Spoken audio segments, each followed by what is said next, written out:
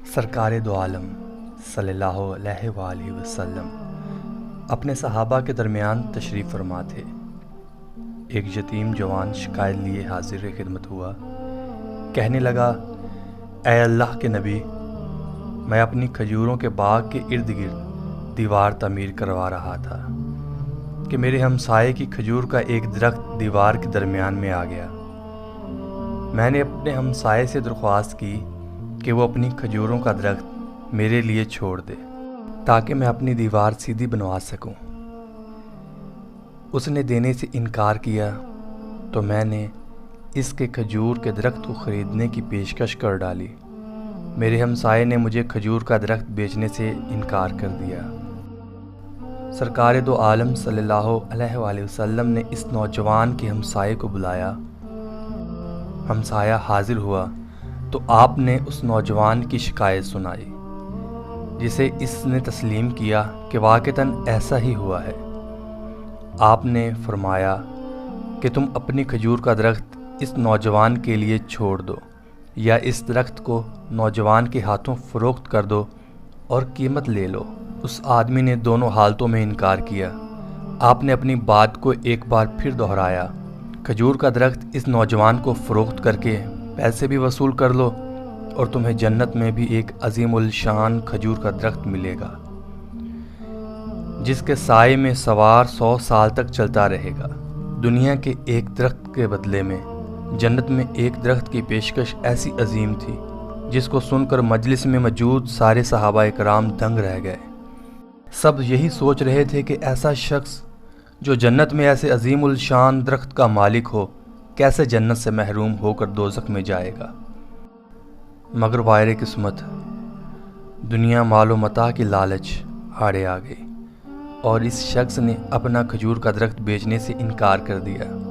مجلس میں موجود ایک صحابہ ابو درداء آگے بڑھے اور حضور اکرم سے عرض کی، یا رسول اللہ، اگر میں کسی طرح وہ درخت خرید کر اس نوجوان کو دے دوں تو کیا مجھے جنت کا وہ درخت ملے گا؟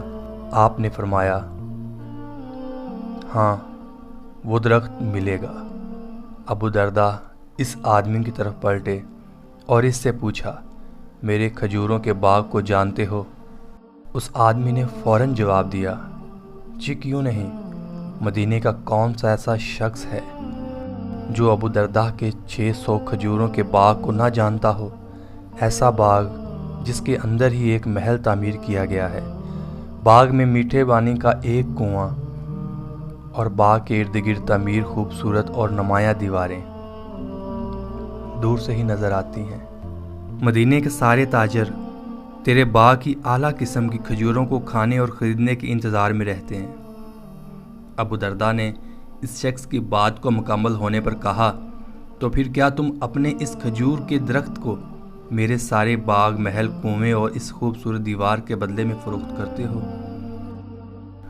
اس شخص نے غیر یقینی سے سرکار دو عالم کی طرف دیکھا کہ کیا عقل مانتی ہے ایک کھجور کے بدلے میں اسے ابو درداء کے 600 کھجوروں کے باغ کا قبضہ بھی مل پائے گا کہ نہیں؟ معاملہ تو ہر لحاظ سے فائدہ مند نظر آ رہا تھا۔ حضور پاک اور مجلس میں موجود صحابہ اکرام نے گواہی دے دی اور معاملہ طے پایا گیا۔ ابو درداء نے خوشی سے حضور اکرم صلی اللہ علیہ وآلہ وسلم کو دیکھا اور سوال کیا، یا رسول اللہ، جنت میں میرا ایک کھجور کا درخت پکا ہو گیا نا؟ آپ نے فرمایا، نہیں۔ ابو درداء سرکار کے جواب سے حیرت زدہ ہوئے۔ آپ نے اپنی بات کو مکمل کرتے ہوئے جو کچھ فرمایا، اس کا مفہوم یوں بنتا ہے کہ اللہ رب العزت نے تو جنت میں ایک درخت محض ایک درخت کے بدلے میں دینا تھا، تم نے تو اپنا پورا باغ ہی دے دیا۔ اللہ رب العزت بے مثال ہے۔ اللہ نے تجھے جنت میں کھجوروں کے اتنے باغات عطا کیے ہیں کثرت کی بنا پر جن کے درختوں کی گنتی بھی نہیں کی جا سکتی۔ ابو درداء، میں تجھے پھل سے لدے ہوئے ان درختوں کی کس قدر تعریف بیان کروں؟ آپ اپنی اس بات کو دہراتے رہے کہ محفل میں موجود ہر شخص یہ حسرت کرنے لگا، اے کاش وہ ابو درداء ہوتا۔ ابو درداء وہاں سے اٹھ کر جب اپنے گھر کو لوٹے تو خوشی کو چھپا نہ پا رہے تھے۔ گھر کے باہر سے ہی اپنی بیوی کو آواز دی کہ میں نے 4 دیواری سمیت یہ باغ، محل اور کنواں بیچ دیا ہے۔ بیوی اپنے خاوند کی کاروباری خوبیوں اور صلاحیتوں کو اچھی طرح جانتی تھی۔ اس نے اپنے خاوند سے پوچھا، ابو درداء کتنے میں بیچا ہے یہ سب کچھ؟ ابو درداء نے اپنی بیوی سے کہا، میں نے یہاں ایک درخت جنت میں لگے ایسے درخت کے بدلے میں بیچا ہے جس کے سائے میں سوار 100 سال تک چلتا رہے۔ ابو درداء کی بیوی نے خوشی سے چلاتے ہوئے کہا، ابو درداء تو نے منافع کا سودا کیا ہے، ابو درداء تو نے منافع کا سودا کیا ہے۔